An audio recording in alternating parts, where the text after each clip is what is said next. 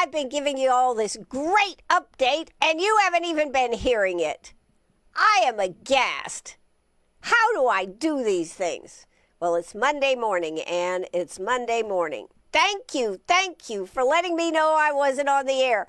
I could have gone on a whole hour, finished the show, and said, what the heck? God. All right, well, let's start again. Fortunately, it's the beginning of the show instead of right in the middle. Hello, good morning.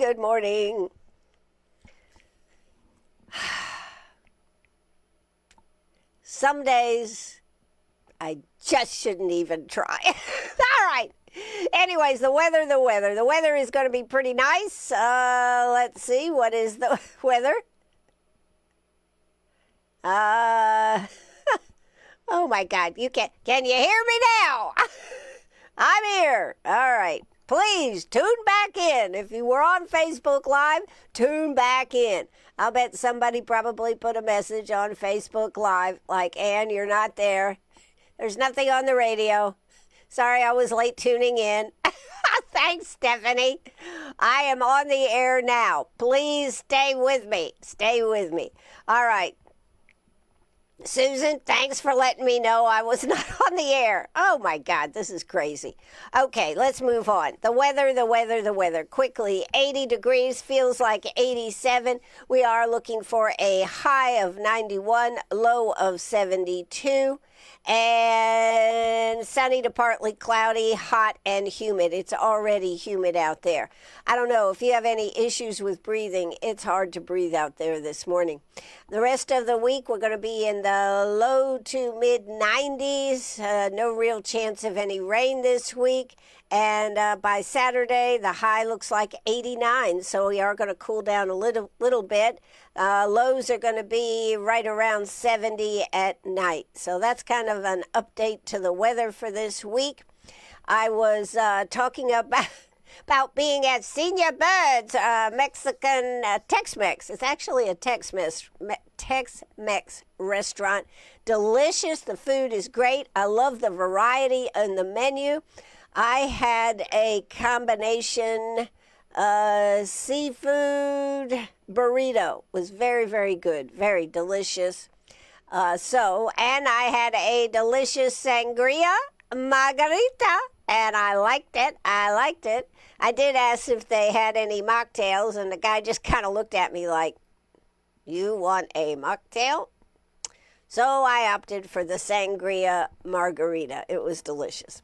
Then we went over to, but there were so many people in there, it was hard to hear. The other story I've already recounted to you this morning was how beautiful it is over there. The floor, the design, oh my God, it's just beautiful. The tile that they have put in there, the floor, the high ceilings, lovely. What I was saying here this morning is there is like a return duct. There's some duct work anyways. I don't know whether it's a return duct or air, whatever. But anyways, it was sweating. And I was sitting there watching people, watching things. And all of a sudden I see a guy come with looks like a paint roller on the end of a very long stick, because I bet the ceilings are probably 20 feet high, maybe higher, I don't know. Anyways, the ceilings are very high, and he's rolling that roller down the return duct. How about that? And that was to keep the duct that was sweating from sweating. There you go. So that is an interesting, innovative way to deal with that problem. So I just wanted to mention that. Kudos for keeping it from sweating too much. There you go. All right. So that was my story about that. Then I was talking about the people that are running for office. Yes, the ones that are running for office for Lindsey Graham's former seat. It's one of our 2 Senate seats. The most notable, well, I'll go through it real quick. Let's get back here. There are some unknowns in this group, which means we probably ought to try to find out who they are and see what possibilities they have. They have until tomorrow, which, as I said, I've said before, I'll say it again. I find it odd that that is the day that they're having the funeral in Washington, D.C. for Lindsey Graham. And that is also the last day to file. So let's talk a little bit about that. I do want to say that I am very disappointed that Lindsey Graham is not going to lie in state, whether it be in Washington, D.C., or even here in Columbia, South Carolina. I presume that is a family decision, but I think a lot of people would have liked the opportunity to have paid their respects to Lindsey Graham. But that is not the case. They will have a funeral there. I think it's going to be live streamed. Dignitaries are coming from all over the world. Netanyahu is coming.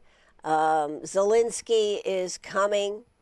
I don't know who else, but I know those two because Senator Graham had worked very hard with both of those to try to get things done and get things resolved on the war in Iran, and also, of course, Zelensky with Russia trying to get that one resolved. But let's move on and just talk about who's running for office. Okay. Here you go. Mark Lynch. We're going to have some political advertising. I'm kind of excited about that because that's what makes the world go around. Dollars, dollars, dollars.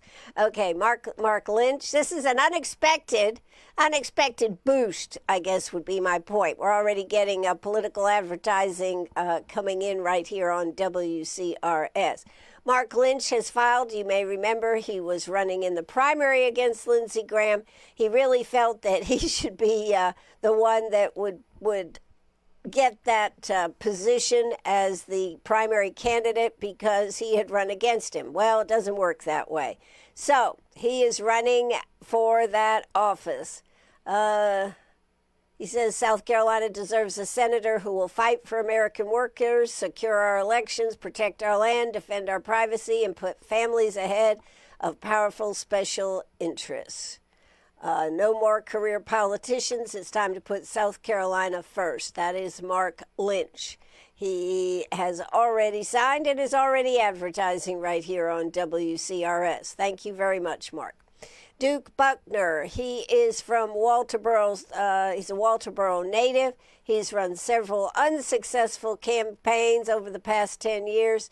Of note, he lost to Jim Clyburn as the Republican nominee in the 6th Congressional District twice, 2022 and 2024, and finished 4th in the Republican primary for the U.S. Senate in 2020. Really quite an interesting guy. I spent a lot of time researching him back in 2020, maybe it was 2022. Would love to talk to him. Samuel Shepard, this is a man I know nothing about, but he is an internationally recognized biochemical, medical engineer, physicist, inventor, businessman, forensic investigator, cosmologist, dinosaur hunter, author, and entrepreneur. Should be an interesting person to talk to if we can get him on the air. He has over 40 years of experience in biochemical engineering, wastewater, water, polymer, petro, etc., etc. It goes on for days here. He says he is... he's currently advising several international energy companies in futuristic technology development. I'm not sure what makes him a good senator, but then again, who knows? I also don't know where he lives. Mark McBride. Mark McBride ran for election to the House to represent South Carolina's 7th Congressional District. He lost the Republican primary in 2022. He served on the Myrtle Beach City Council from 1994 to 1997, was also the mayor down there from 1998 to 2005, ran again in 2025 but lost. So that's his story. Clark Nielsen. Clark Nielsen is a business owner who lives in Charlotte, North Carolina. And of course, somebody from North Carolina should be running for the Senate in South Carolina. Well, this is actually something you can do. I never knew this. In all the years I've been doing this, I never knew that you did not have to be from the state. There is no residency requirement to run for the House or the Senate on the federal level. That is in your Constitution. So, I do think the people of South Carolina would want somebody from the state that that they are running from to represent them. However, he has, let's see, what does he say? Let's see, my commitment to the state is deeply personal. Having already purchased property here where I fully plan to retire, I love America. My background as a business owner has taught me exactly what it takes to balance budgets, cut through government red tape, and deliver real results for working families. So he says he's running to bring that same common sense, America first leadership, but he does live in Charlotte. Okay, he plans to retire here. Then, of course, an oldie but a goodie, Mark Sanford is back in the race. Mark Sanford, of course, he's had many roles, most memorable walking the Appalachian Trail. So we'll just leave it as that. Mark thinks that he has something to offer. He says, this is pretty interesting. We can't keep spending money we don't have and expect good things to happen, and yet we're on a pace to add roughly $1 trillion to the national debt over just the next 100 days. This is phenomenal. At a minimum, deficits like this will destroy the American dream for my boys and a lot of young people just like them. So that is Mark Sanford. Of note, it cost each candidate $10,440. So anybody that enters this race, I think, has to be pretty serious to be able to put down that much money. You know, if you had to put down, I don't know, $1,000, you might say, oh, it's worth it. But $10,440, that's how much each candidate has to put down, as well as filling out a form. Russell Fry, as you know, he is a congressman, serves the Grandstand and PD as representative for South Carolina's 7th District. He's trying to make sure, you know, the funny thing about this is he's running for the House. You are listening to WCRS. It's 10 o'clock in the great city of Greenwood, South Carolina. He is already a congressman. He's decided to expand his reach. If he could win the Senate race, then I guess he might drop his House race. But he has his House race to fall back on if he doesn't make it to the Senate. So that's that one. And Ralph Norman, of course, ran for governor. Now, he said when he didn't win for the governor's race that he wasn't going to say never. He'd wait to see what happened. And here we are. Boom. He is now running for the Senate. He says it's time to pass the Save America Act and Put America First Act. And then, of course, is this our last? No, we have more. Darlene Graham has put her name in the hat. I guess she has filed, and she announced on July 20th she would file to run for a full term. So we'll see where that goes. There's a lot of questions. I mean, I'll just say this. I think there's a lot of questions on her running. We'll just have to wait and see who gets behind her and who sees her. She does have Donald Trump's full endorsement. I think the last candidate we have here, yes, is Darius Mitchell. I know nothing about him, and actually it looks like there's not a lot on this article about him. Previously ran in this year's primary. He calls himself a hip-hop Republican. Okay. I'm here to say I just want to run. I'm going to be your senator. I can't think of anything else right now. Anyways, he is the hip-hop Republican. More to follow on that. So that is who is running. They still have another day, so who knows who else will pop up. I will say with this larger field, I would almost guarantee that we will have a runoff, unless something exciting happens here and there's a blowout. Most likely we will have a runoff. So that's a little bit about your candidates that are running for the Senate. This is a Republican primary. Only Republicans can vote in this race, FYI. Only Republicans can vote in this race. So make sure you keep up to speed. Make sure you keep tuned right here. They will only have 2 weeks for this election. I think the election is on August 11th. So this is a quickie, folks. This is a quickie. All right, what else do we have to talk about here this morning? I don't know. That's some of the big headlines. There was a shooting in Seattle. That one is just horrible. Maine has picked a new candidate. I don't think they've picked another winner. One of the things that I did hear in the news is that the latest survey shows that Democrats could take the House. I think that's kind of scary to me, but that's why getting out and voting and knowing your candidates is so important. But one of the stories that came across my desk here for South Carolina is that South Carolina, the state, is being sued by tattoo artists.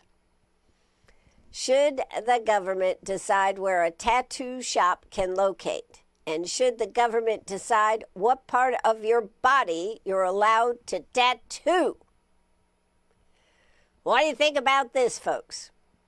This goes back to a 2004 law where they had, it's kind of like liquor stores, I believe, 1,000-foot rule from churches, schools, and playgrounds. And you cannot put a tattoo in the state of South Carolina, did you know this, on your face, head, or neck. I did not know that. I guess if you get it done in another state, of course you can have it. But here in South Carolina, a tattoo artist cannot put it on your face, head, or neck.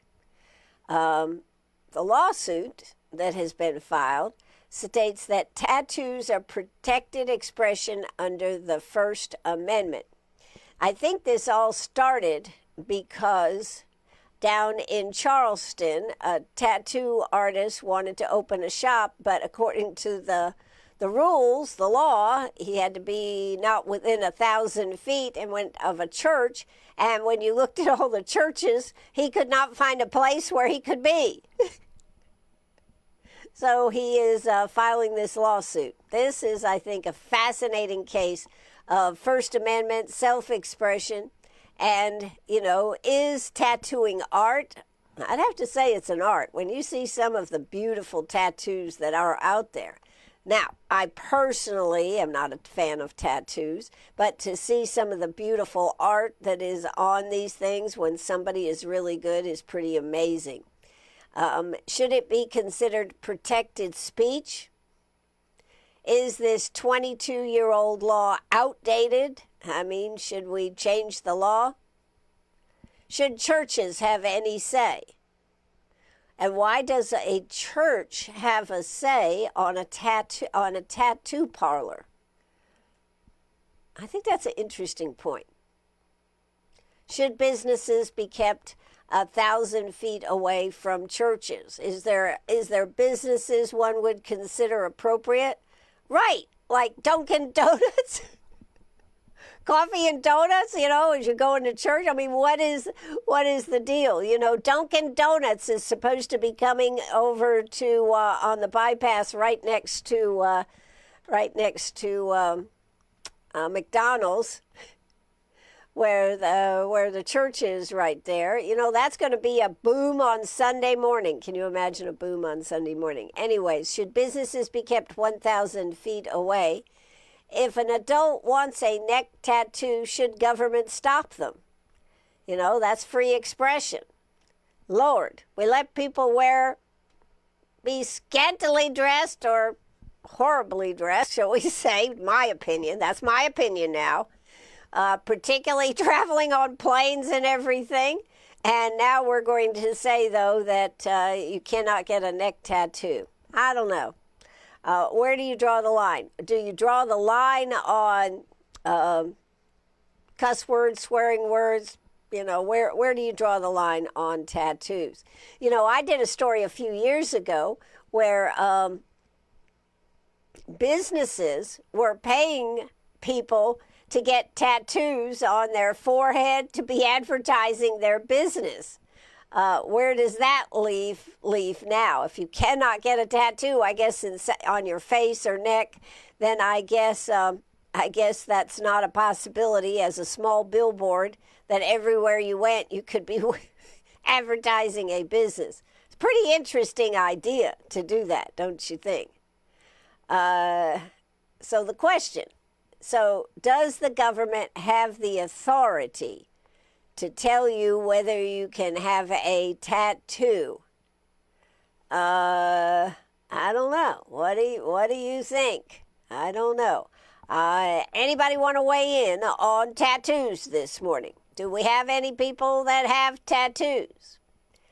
Multiple tattoos. I mean, 10 years ago, you never, well, I won't say never. That's a big word. You hardly ever saw tattoos, what do they call them, where they cover their whole arms, their arms. It's really changed on tattoos. The only thing that I ever think about on tattoos, and I don't have any tattoos. I have never partaken. Actually, Penny has a tattoo. She has a tattoo. Well, it's because she was spayed and they wanted to leave a little mark there so that if she was ever lost and found that they would say, oh, this dog's been spayed. But she does have a tattoo. I, on the other hand, she's looking at me like, I have a tattoo? Yes, you have a tattoo, Penny. Wow, you're a modern girl. But I never had a desire to have a tattoo, so I don't have any tattoos. There you go. So do you have tattoos? What do you feel about it? Do you think the government, i.e. in this case, the state, a sleeve arm tattoo. Thank you, Stephanie. Yeah. Some people have so many tattoos. I wonder, do you have to get dressed if you have a body full of tattoos? Or are you considered dressed? That's an interesting question. Think about it. If you went out in public naked, and you had a body full of tattoos, would you be able to say you're actually dressed? I don't think so. But that's an interesting idea. 864-332-9355. 864-332-9355. Stephanie says, I absolutely believe every law passed is a freedom lost. But I also believe some laws have to be passed because common sense was lost a long time ago. That is true. If we had more common sense in our society, would we need as many laws? So how do we bring common sense back? I don't think we do. I really don't. I think common sense is long, long lost. So what do you think, Penny? Have we lost common sense? I don't know what common sense is. I know I just love to be on the show. Yes, okay. All right, so what else do we have here? I think that's a good statement. Every law passed is a freedom lost. Every time we do a new law, we certainly have lost the opportunity to have a freedom, to be able to make good sense. Actually, they treat us like we have no sense at all, don't they? That's true. All right, let's talk about a few more things here. Should a business be kept 1,000 feet away from a school or churches? You know, I understand the liquor stores. I do understand the liquor stores, about the 1,000 feet for a liquor store for schools. I'm not sure I understand it a little, because today's tattoo parlors are a lot different than the tattoo parlors of 20 or 30 years ago. Do you agree? Yes. So, but that's an interesting story. 864-332-9355. 864-332-9355. By the way, I want to make sure that if you have a group you would like to nominate, we've got our last breakfast for a bunch coming up the end of this week. It'll be the end of a month, so we've got one more breakfast for a bunch. Last week we gave away breakfast for a bunch to NHC, to the nursing staff over there, so I know they'll be getting a call. That'll be exciting for them, so congratulations. We've got another one coming up the end of this week, so make sure you tune in to find out who's going to win, but also make sure you nominate, whether you nominate a group that you are part of or just a group that you know works hard for our community. Everything from personal work groups, what else do we have? Volunteer groups, any type of group where you'd like to celebrate what this group does for our community. Chick-fil-A and WCRS would like to make sure that they have the opportunity to be considered. All you got to do, call 864-332-9355. You can call and leave a message or text and leave a message, and we'll be sure to put it in the hat. So that's another one we've got going. All right. Now, Penny had a few stories for this morning. Are you ready? Yes, I want to do my Penny's Adorable Animals section. Okay. All right. Well, this is a story about bears in Lake Tahoe and what they're doing about it. What are they doing about it? That is the question. Have you heard this story? There is a type of dog that is a bear hunter, and they've decided to use dogs to run off these bears. The biggest problem they're having with bears... Do you think you should be on camera? I'm sorry. Okay. The biggest problem they're having with the bears is that...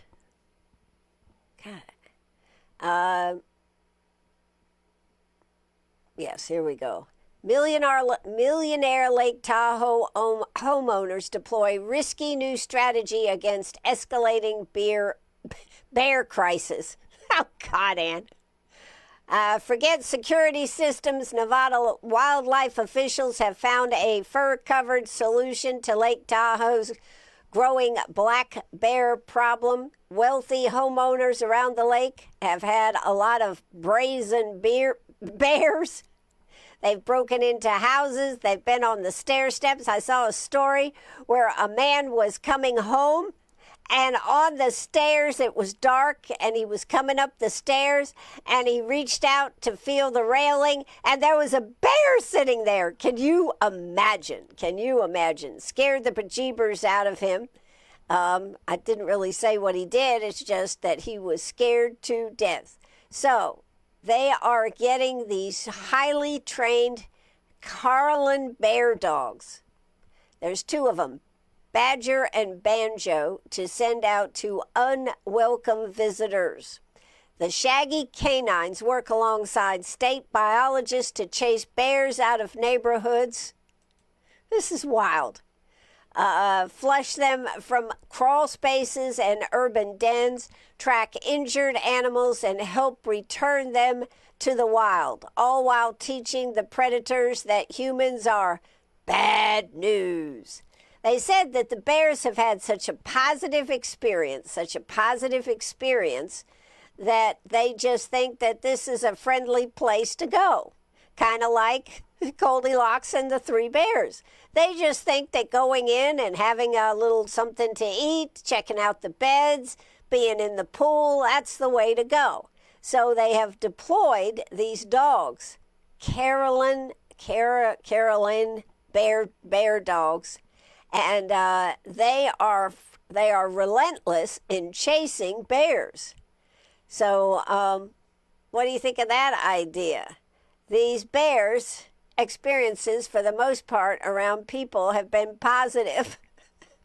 We're just trying to give the bears a bad experience around people. So the bears will go, we don't want to go there. It's an interesting philosophy.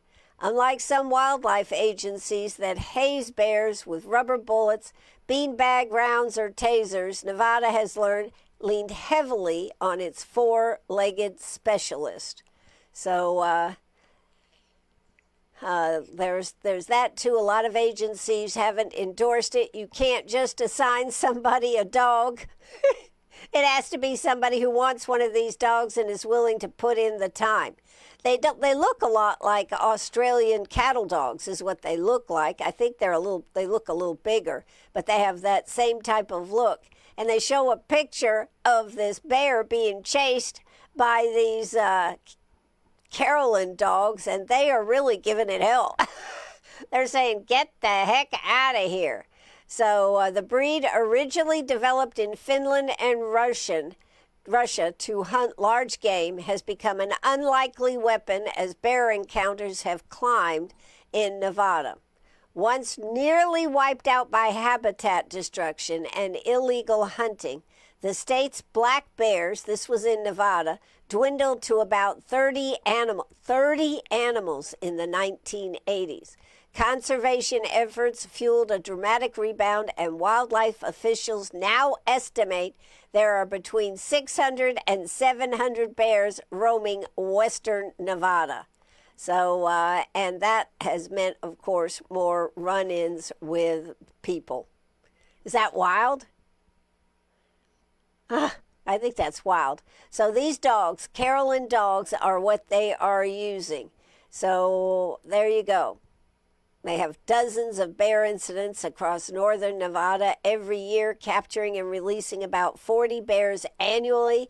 Instead of hauling them far away, officials now release most near where they can be found after research showed relocated bears almost always found their way back. And of course, with the dogs are teaching them, don't come around our humans. We don't want you here. So that is the story. So I thought that was an interesting story. Actually, Penny, you liked that story, didn't you? You did. Okay. All right. So that's a story right there. It says the dogs are amazing tools to haze the bears. They aren't going to make a permanent behavior change. The only permanent long-term solution comes from people securing their attractants, like the trash, etc. It says we're trying to change the narrative. People are the issue, not the bear. If the people were a little more careful, the bears wouldn't show up. Well, isn't that interesting? All right, that's the story that I had for you here this morning that Penny thought you might like it. So that's our wildlife adventure here today. Yes. Penny and I had our 4th of July story a year ago where the bear came out of the woods. Still think about that. That big bear running right towards us. And what did I do? You better get out of here. And that bear ran back in the woods. Yep, totally amazing. All right, let's go ahead and let's see what else we have here this morning on the show. We've talked about tattoos. How do you feel about that? It's still not too late to jump in on that one if you like to. Today is National Love is Kind Day. So try doing something kind for your fellow man out there or your fellow pet. That's right, Penny says your fellow pet. Also, today is Korean War Veterans Armistice Day. On this day, July 27th, in 1953, the armistice was signed for the Korean War. The war that was just a horrible war, the forgotten war, but it was a war, but that was, the armistice was signed for that. So, there you go. I think that this is almost time for us to finish up here today. This is a story, though. My last story is, well, one, I haven't given you my quote of the day, but this is one of my favorite quotes. You're only given a little spark of madness, and you mustn't lose it. I find this quote, who said this? None other than Robin Williams. I find that keeping that spark of creativity, a little spark of madness, is absolutely imperative to my life. So you have got to keep it. Don't let it fall away. Keep that excitement, that curiosity. That's what we need, a spark of madness alive. I think it's a pretty fitting way to connect the two ways that we look at life. We've got to be serious. We've got to be all these things, but with a little madness, we can make it through. That is my story, and I'm going to stick to it. So in closing, I'd like to give you another story. And this story is about 24-hour micro retreats. Sometimes you just got to get away, but you can't take a vacation. You can't do something long. So a Wall Street Journal article talks about 24-hour micro retreats. And it's not about traveling far. It's simply about stepping away from your normal routine long enough to recharge and focus. Studies suggest that uninterrupted time reduces mental fatigue and increases creativity. So, not everyone can check into a hotel for a day, but maybe your micro retreat is spending an afternoon fishing on Lake Greenwood, walking at Lake Greenwood State Park, reading on the porch, working in the garden, or taking a drive through the countryside with your phone turned off. Well, you're not supposed to have your phone with you when you're driving anyways. You're not supposed to be handling it. You're not supposed to be on it. So for me, some of my best creativity comes late at night when the station is quiet, and that's when a lot of ideas for me actually come together. I get more work done at, 1, 2, and 3 o'clock in the morning. That's right. So radio never sleeps, and I don't sleep that much, but I get enough sleep. I take naps. So what actually recharges you? Is it maybe working in a garden? Is it a good book? Taking an afternoon nap? Time with your grandkids? How do you recharge yourself in a life that is hard to recharge day in and day out?